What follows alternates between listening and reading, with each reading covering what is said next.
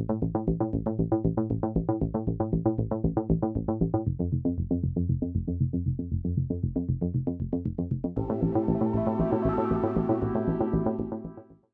everybody. Thanks for tuning into this week's episode of It Happened to Me, brought to you by thisweirdworld.com. That's always hard to say. You would think I would pick an easier name, but I didn't. So I'm very lucky to have on the show this week my buddy, Justin Ross. Hey, Justin. Hey, guys. What's going on, buddy? Oh, man, I'm so excited to have you here this week. It's going to be a lot of fun, I think. We're going to have a good chat. And I know Justin through music. That's where we first met. Yep. And he's a very, very talented musician. I know that scene is kind of hard right now, but Justin, why don't you really introduce yourself and kind of tell everybody a little bit about yourself? Well, hey folks, I'm Justin Ross. I'm from Fort Worth, Texas. I've been, like Rocky said, we met playing music. I've been playing music around Texas for, hold on a second. The wife brought Dr. Pepper. Nice. God, the official drink of Texas. Yes. Thank you, honey. Love you. So I've been playing music around DFW since I was 6 years old. I'm 39 now. And but my dark, unseen skeleton in the closet passion has always been the paranormal. And when, through growing up as a kid, I was infatuated with it. All my friends thought I was nuts because when it came to the spooky house at the corner of the street, I was the first one to just jump right through the door and be like, yeah, what's in here, Nice. But then when, later on when shows started coming out about it, I was like, oh my God, this is happening. I remember some of the first shows being like Unsolved Mysteries. And it was like, they started out with crime stuff and then it got into paranormal, ghosts, and etc. And I was glued to it. I couldn't look away. And so I always wanted to get out and do something like that. So I got more involved with the investigating part of it. I loved that part. I loved learning about, what this place is, what it does, who, what, when, where, why, any information I could get from it and then go sit in it for a night before we knew what that was, before we knew that, the old school way of taking I remember we had a JVC. My mom and dad had bought this. In fact, I think I still have some of these tapes. They had bought a JVC, the big camera that went on your shoulder. Yeah. That held the VHS tape. The dad cam. Shit. Yeah, like horrible picture. And we had a flashlight taped to the top of it so we could see in the dark. And we'd roll this thing and the battery was constantly dying, constantly. Just now I don't think we ever caught anything but us just being dumb. That's the good times, man. And you'll have to forgive the yawns. It's been a long day. Not that the story isn't interesting. No, I'm right there with you. Yeah. So yeah, we like I said, being a kid growing up, doing that stuff. And I think a lot of kids do that. I encourage kids to go out and do that today. Get off your iPad, go out and, step on a rusty nail and doctor yourself from it. I don't know what to tell you, but some kids built clubhouses. I broke into buildings. Nice. So later on in college, this would have been in Edmond, Oklahoma. I moved up there for a while. I got involved with the little town of Guthrie up there and started really digging into that. And if you don't know anything about Guthrie, Oklahoma, let me just tell you right now, that is one of the most sadistic places there is in the United States. And people would look at this and go, Guthrie? And be like, yes, do your homework. And as soon as you go down that rabbit hole, you will just start following and going down and down and down and down from the Lion Inn hotel bed and breakfast there. Lion's Inn, I think is what it's called. One of the biggest Masonic lodges is there in the world. Hospital on top of hospital of just abandoned hospitals that are in the middle of neighborhoods that are like 8 stories tall. Psych wards. The home of the most purple churches in the United States. Purple churches are satanic churches. Okay. Home of the most there is in the United States in one town. Nice. Crazy. So, that was college and whatnot. And then I met a gentleman named Chad Kalick and started doing some work with him. And Chad was on the show Paranormal State on Discovery Channel and Travel Channel. Penn State University. He was just one of the guys that was part of the team there, and they were real big into helping people, going in and figuring out what the issue is, what's haunting them, what's causing this, and getting the history on it, and giving some closure or some help to as what the issue is. So I always respected that. He's the author of A Haunting, Blood Red Sky, Sir No Face, Two Face the Gray, Phantom Rider. The list goes on and on. So I've done some investigations with him in the past and seen a lot of crazy things, and then I've seen a lot of nothing. We've gone and done some stuff, and I've seen absolutely nothing happen for days on end. We'll be out there for a week and see nothing, and then all of a sudden, in a room that we've been into, now every night, sat in the dark for hours, nothing happened. All of a sudden, a glass comes shooting across the room and breaks against the wall, and we're sitting there in the room and watched it happen. And so, my wife has always been into it with me, and I've got certain friends that are into it as well. So we, about 4 years ago, booked a trip and said, you know what, Halloween weekend, we're going to go down to Jefferson, Texas, and we're going to go to the Jefferson Hotel, which is notoriously the most haunted hotel there is in the state of Texas. And so the rooms to stay in are 22, 18, and 19. And so we go down there, and they were in the middle of doing the Boo Festival. They do like a haunted festival for Halloween. It's pretty crazy. Cool. And it was the last night of it, Saturday night. We got down there on Sunday thinking that was the last night. And we had booked Sunday night, Monday night, Tuesday night, coming back Wednesday. And we were going to investigate that entire hotel, top to bottom, and the town of Jefferson. Of Jefferson. Okay. Yeah. And so we get out there on that Sunday and realize there's no festival. There's nothing going on. The festival ended Saturday night, and the town was cleaned out. None of the restaurants had any food. Nobody had anything to drink. They had water, a couple sodas, but that's about it. And the town was just deserted. Everyone left. And all the bars were closed. All the restaurants were closed, And so we had to go out of town, outskirts, to find like a Whataburger or something, And so that's what we did. When we checked into the hotel, the two really nice, kind ladies that were at the front told us, okay, you're checking in. We just want you to know that you'll be the only one staying in the hotel until Wednesday. I said, okay. We don't have anybody else checking in. It is Sunday. Every day we leave here at 5 o'clock, and we do not return until sun is up for an hour. That was what they told us. Not sunrise, not 5 a.m.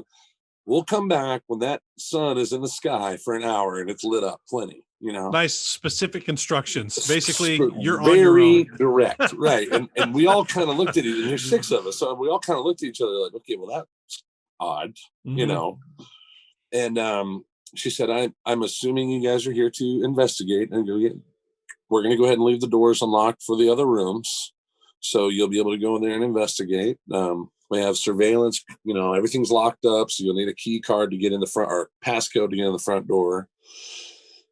Breakfast is at 9 a.m. and kind of gave us the rundown. So we check in, and we left and went and that's when we would try to find something to eat, found out there was nothing to eat, had to go out on the outskirts.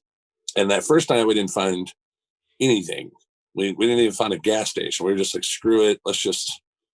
I've got some chips in the car. We'll just snack on the munchies we had on the road trip, And we had some drinks and whatnot. And we stayed in room 18 and 19. Now, 18 is 2 beds. 19 is 1 bed. 18 is really run down. And it's supposedly, folklore says that it's haunted by a gentleman that's looking for his wife. Now, before we went into this investigation, I had only investigated into the fact that the Jefferson Hotel was extremely haunted, and went back to the slave trade days there because the train would come through Jefferson.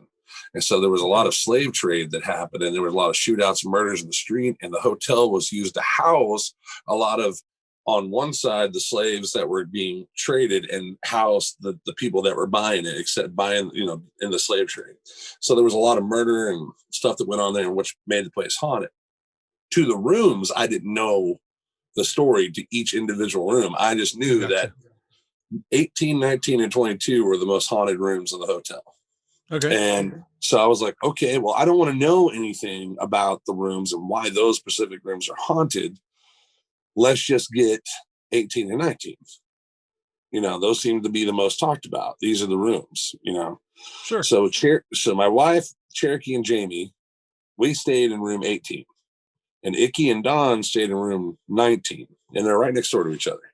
And then across the hall, for whatever reason, is room 15. And I thought that was weird because it's like right across the hall from it. It's just how the numbers ran. I don't know. I couldn't figure it out. So the first night we were there, we had done the flashlight test with the mag lights.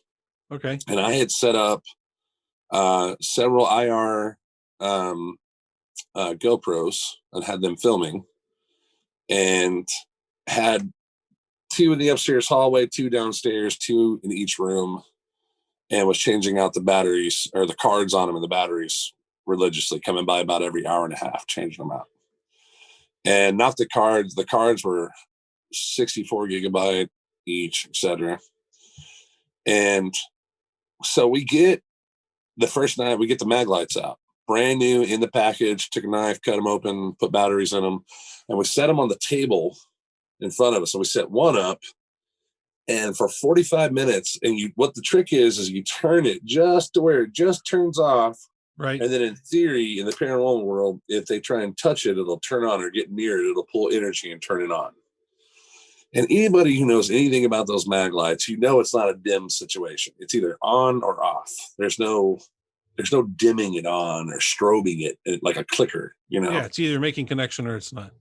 Right. And so 45 minutes to about an hour went by, and we had nothing. And we were just shooting the shit amongst ourselves, having a drink, having a good time.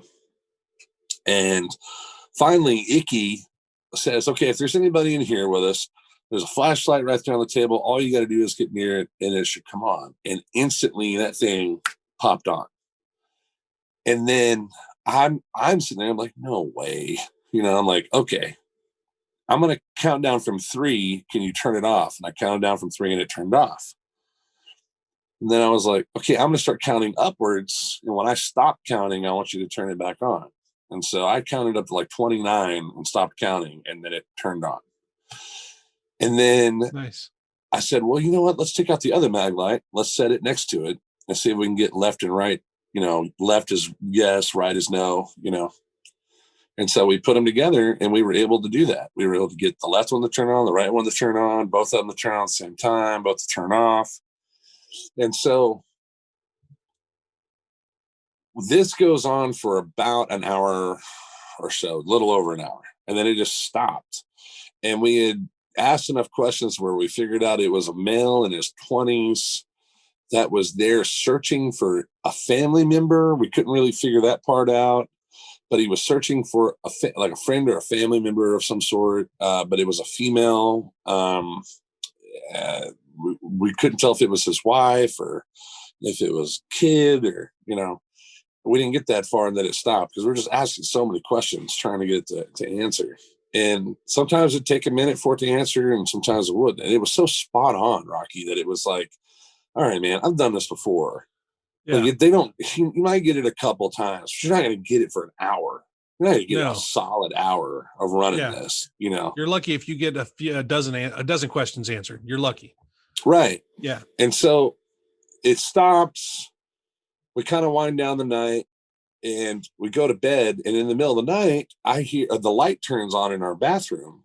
And I woke up to it and thought that somebody had gotten up and went to the bathroom, turned the light on, and forgot to turn it off. So I go over there and turn it off, and then come back to bed. And then Cherokee wakes up, and he goes, Justin, stop turning one of y'all's turning the light on, turn it off when you go to the bathroom. I said, dude, I thought you guys were doing that. So he's like, what? He was, at this point, he was over it. He was tired. He was kind of cranky. He's like, man, whatever. Just turn the light off. I'm like, okay, all right, I got you. So lights off. And then the next morning, we wake up and the sunlight's up in the room, but the light's on again in the bathroom. And when we go in the bathroom, all the stuff under the sink and whatnot had been thrown out onto the floor. All the soap bottles, the towels, the hand towels, all across the floor, and I was like, hey, and I got kind of upset. I was like, man, listen, if you come in here and take a shower in the morning, clean your mess up, grown ass man acting like a child, like put that shit away, Yeah. It's like, I didn't do that. I was like, dude, I did. And I looked at Glenda. I was like, did you take a shower and not throw put your stuff back on the rack? And they're like, I didn't do this. And then everyone kind of argued for a minute. And then that day we went out and kind of went around the town and went to some of the other locations and looked at them and did some history work on. There was a house there that was severely haunted that I guess the week prior to that it had just burnt down. Oh, and no. Half the house was gone. And there was this place they called the Witch's Tabernacle, and it's out in the middle of nothing. It had this huge, if you go out there, there's like a big circle of grass, and they used to do like satanic rituals out there. You can still go out there and see the pentagram in the ground and all this stuff. We went out there, we didn't find anything. So this is now Monday night. All right. Okay. Mind you, we were supposed to stay till Wednesday. All right. Monday night, we come back. We found a Whataburger. We ate. Went to a gas station. Got another case of beer and some snacks. I'm seeing some foreshadowing here because you said we were supposed to stay. We're supposed to, right. So we get back to the Jefferson. Everyone's gone. And if you ever go there, you're going to notice the stairwell is like real crickety. And it's real skinny. And it's kind of small, the roof. So like my tall ass, I'm 6'8", so I have to duck when I was walking under it. Walking up the stairs, but walk under this lip. And so we get up the stairs, and there's this old lady standing in the doorway of room 15. And she's wearing like a muumuu and a nightcap. And she goes, excuse me. And she's like real sweetheart. She's just, typical like 75-year-old to 85-year-old woman, real just gentle and sweet as could be. She's like, excuse me, do you guys have children that are running up and down the halls? My husband and I have been traveling for days and we're extremely tired and we want some rest. And they're really keeping us awake. I said, well, hi, ma'am, I'm Justin. And I stuck my hand out and grabbed her hand and was shaking it. And she did the whole like over my hand thing, like where she's holding it with both hands. She goes, oh, honey, you're fine. Just, my husband here, and like pointing in the room. And we looked over in the room. All of us are standing there and we see this room. And the first thing that hits my head was two things. One, the gentleman that's in the bed, I could see him in the bed and he's wearing like a old school pajamas, buttoned up, collared, white and blue pinstripe with a nightcap on where the cap comes down like a Santa Claus hat, And he's got glasses on the tip of his nose, and he's reading a book, and he just kind of gave us the, hey, how you doing? And but the second thing that hit my head was the room. Now our room is all white. And the chandelier was kind of busted. They had like the first Zenith TV ever made in there. And, it was kind of a shit show in there. It wasn't nice. It's like, as much as we're paying, I've stayed in nicer Motel 6. Yeah. Okay. So to give you some comparison, so I'm like, I look in this room and I noticed this red velvet wallpaper, just gorgeous with like gold trim in it. And the crown molding around the ceiling that was real big and gold, and the bed they were in had like 4 posts on it, beautiful maroon sheets, and like really nice. And there's this big mirror up behind the headboard, and I could see the reflection into their bathroom.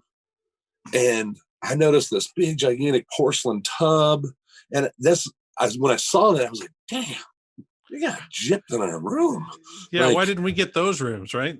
Well, yeah, because especially like as a big dude, I see a big bathtub, and of course, I want to lay in it. Like I don't get to like our bathtub's like a dog bowl. We don't have one of those here at the house. So I'll take any chance I get to get in a big bathtub and just relax for a while. Yeah, absolutely. And so she's sweet as can be, but she keeps like, as we're talking, I notice she's kind of like a broken record. She just keeps repeating herself. And I thought maybe she had Alzheimer's or something like that, Okay.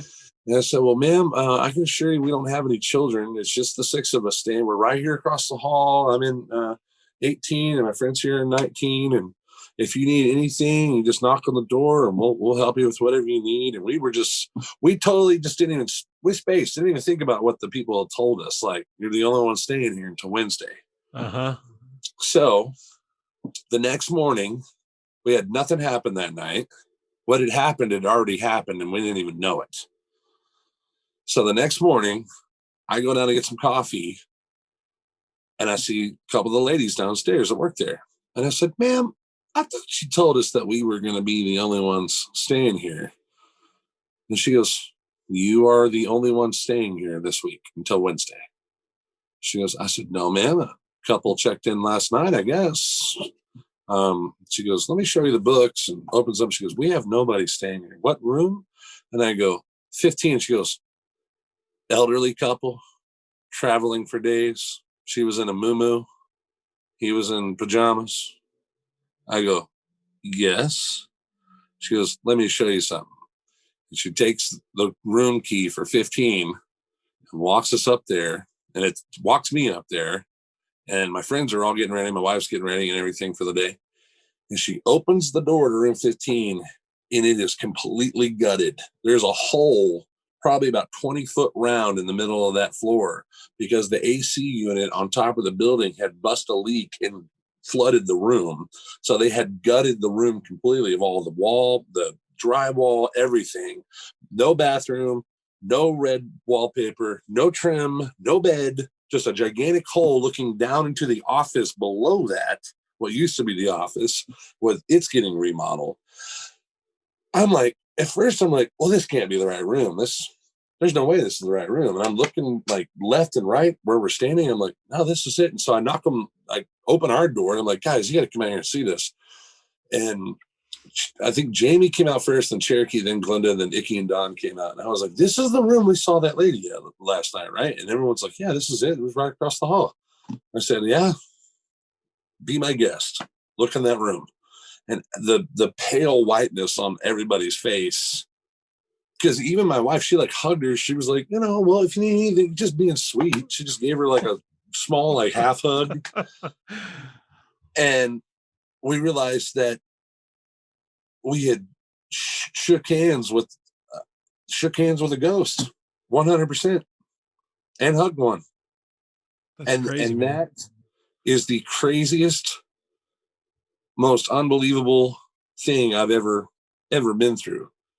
And is the Holy Grail. And then the best part is the cameras, and I've still got the footage from this, the cameras, and I'll dig this up and I'll email it to you. The cameras just show the hallway, show us come up and talk to nobody.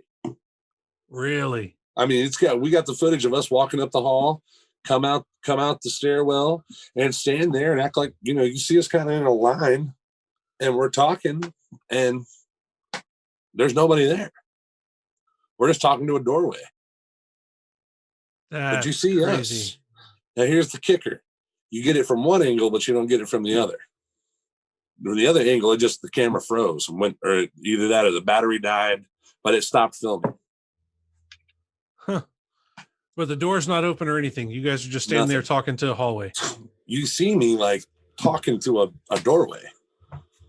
Now it's at a distance, but I mean, you can still tell what's going on. Yeah.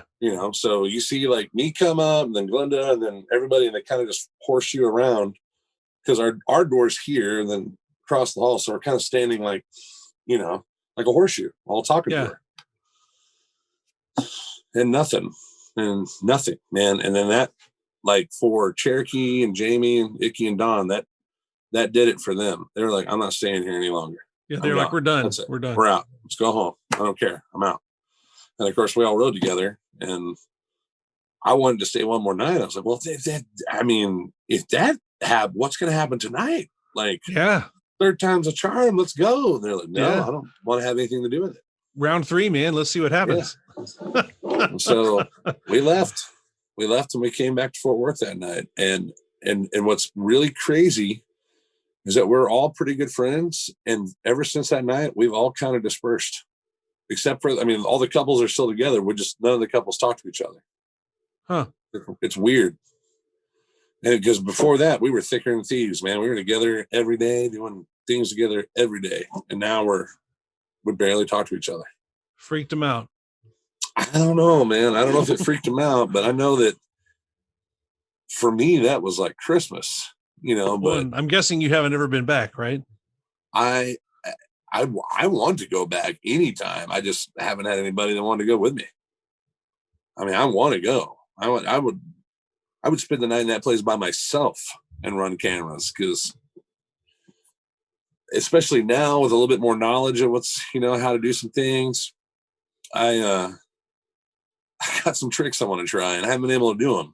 Chad was supposed to go to Australia last year, and I was supposed to be going with him to film on a new project over there, and it got canceled because of COVID. So, but I've learned some tricks just talking to guys like this, some things that I've heard of and now I want to see done. I saw one guy do it, but they did it in a documentary. They didn't do it in real time. They reacted it. And that's okay. So you have your SB7 spirit box, right? Right. Okay. So let's say you and I are investigating somewhere. I'm going to take a blindfold and I'm going to put it on you, and we're going to put noise canceling headphones on you, and we're going to hook the spirit box to those headphones. Then I'm going to go in the other room and I'm going to start asking off questions, and you're going to answer them. Right. I'm going to film you while you're doing it, but you're going to be answering them. So if what you start hearing coming out of the spirit box is going along with what I'm asking, right, then you know that it's not one guy tricking the other one or any kind of malplay. It's you're completely numb to it. You don't know what's going on. And I've seen them do that in one paranormal show. I try to shy away from saying their names, you know what I mean, because I don't want to get in trouble. But there's only one show that I know of that's done something like that. But I think it would be really cool to go do that in person. Incredible. Yeah. And that to me, when I saw someone, I was like, how did I not think of this? Like, and those spirit boxes, man, they're, everyone's got their qualms with that. The SP7s are cheap to get, but they're loud and they're obnoxious and they're noisy and they're the whole time. And I just get lost in it. Like, I'm just like, oh, what? Now, the more expensive ones from Huff Paranormal, now those are, there's a reason why they're $3,000. Yeah. You would think us as musicians could figure out how to get our guitar pedals together enough to do what he did, because that's what they're made out of, guitar pedals. Did you know that? No, I didn't know that. All of them. It's like a reverb pedal, an EQ pedal, an octave pedal, flanger, noise reduction pedal, and he gutted them all and put them all into one box and has them running through a speaker that's powered by like 9 volts. That's and crazy. So it's compressing the sound and squashing it so you don't get that radio playing back. It's just squash. And so when something big and present comes through, but it echoes it a little bit, and so it stretches out for you. Okay. Yeah, those things are like $2-3 grand. I don't have it. yeah, me either. I'm just an IT guy, man. I don't make any real money. You're an IT guy? We can't figure this out. We gotta get some schematics, Rock. We gotta put this together. All right, let's build our own. Gee, I got enough garbage laying around in this studio. I'm sure we can figure it out. We can figure it out. Well, I've talked to a few other people that are pretty interested in doing some investigation work, so we really should put together a team and maybe go try to do some stuff. Yes, totally. So on that subject, I didn't know. I thought I knew every place in Texas. I thought I had it down. And one of our friends said, "Have you ever heard about the place up in Decatur, the old abandoned mansion up in Decatur. I didn't know anything about it. Me either. And it resides directly downtown Decatur. It's a 14 million or 14,000 acre ranch. And the house, if you're going north on 287 and you come into Decatur and the road splits to go left, like you go to like Frilly's and all that, like, yeah. like you would go to Wichita Falls, but the road splits right to go into downtown Decatur, turn right, and then go down there, and the railroad tracks will start coming up on your right side, and you'll start seeing what looks like a steeple for a church in the distance on your right side. And as you get down to it, turn right and go up in there, and here's this complete gigantic abandoned mansion. So doing some homework on it, come to find out the family still owns it. It was built back in like the 1800s, and supposedly this is around the campfire story, but it's enormous. It's got like 16 rooms, some shit like that, and that's crazy. It's enormous. But there was a husband and wife, 2 kids that lived there. They were the second owners. There was an original family that built it. They sold it to them, and they, like in 1946, bought it. They moved in, and then upstairs, the wife started seeing shadows coming out of the fireplace. And the story goes that this went on for like 6 months. And they sat down at the dinner table one night, and she cooked dinner, and she fed her family. And then she grabbed a butcher's knife, walked up to the table, slit her own throat right there at the table, and killed herself in front of her family. That's the story. Yeah. Supposedly the father called the police. Police came. They, took the paddy wagon, came and got her. After the funeral, the husband saw these shadows again. He, in the middle of the night, grabbed his kids, grabbed a few belongings, jumped in the car, and took off. Never to return, but never to sell the property. It's still in the family's name, and everything that is in the house is still there. They've boarded it up, and the caretaker lives across the street and will not let a soul go in this thing. Interesting. Dude, look it up. It's called, if you just look up Decatur Mansion, but it's got a oh God, it's got a big gate. El Castillo Mansion. That's it. Okay, I'll have to check that out, man. Yeah, pretty incredible. But wish we could find a way to get in that. We might have to do a little digging, see what we can come up with. We got to find something. Just give us one night, Well, dude, it has been a blast having you on the show. Do you think you'd be interested in coming back? Absolutely, anytime. Awesome, man. Well, thank you again, everybody. This is Justin Ross. I know you're still doing some music. Do you want to put your website out there for everybody? Yeah, justinrossmusic.com. And then we've got some shows. I don't know when does this air? I'm hoping here in about 3 weeks. Oh, okay. All right. Well, we got show. I'll be updating the calendar before then. So we got shows coming up with Johnny Cooper and I doing stuff for Sidecar. Then my band, we got stuff in February and March. So we're gonna have some good stuff coming. Yeah, and I know you're on Facebook too, so they can find you there, Justin Ross. So yeah, it's Justin Ross. Yeah, it's Justin Ross, and on Instagram it's Justin Ross FW, like Fort Worth, but _. Okay. Yeah. Awesome, man. Well, and if you'll shoot me those in chat or text or whatever, I'll add those to the end card. Awesome, man. Well, thanks. I'm gonna get in the recording. We can hang out for just a few more minutes. Cool, you got it. Thanks. Thank you, guys.